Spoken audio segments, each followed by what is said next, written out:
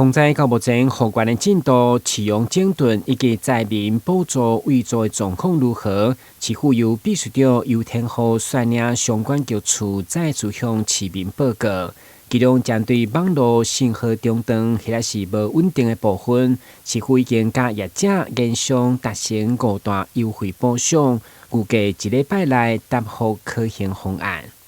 灾区的月租费减免2个月。那第2个免费换卡，第3个换机7折，第4个维修与配件8折，第5个重灾区的账单催缴延长至3个月。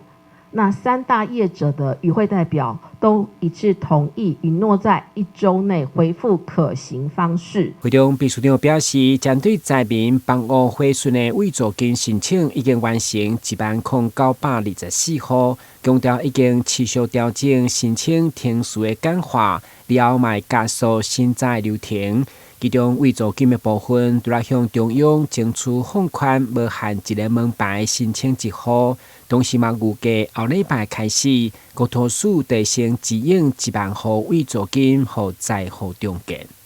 針對我們原來救助這個計劃慰助計劃裡面的，包括本來只是一個門牌申請1戶，現在目前我們已經極力的在跟中央爭取，是不是可以一個門牌可以好幾戶，以實際上居住戶為受理的一個申請的對象。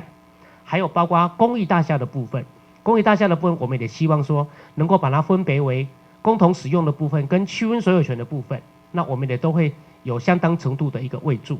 那另外呢，也有一個好消息要告訴大家，就是行政院也知道我們地方有實際上的需求，在我們台南市多方的爭取之下，他預先要先撥1萬戶的挹注金，1萬戶的挹注金，來先讓我們能夠趕快來支應。我們預估在下星期就有部分的災民能夠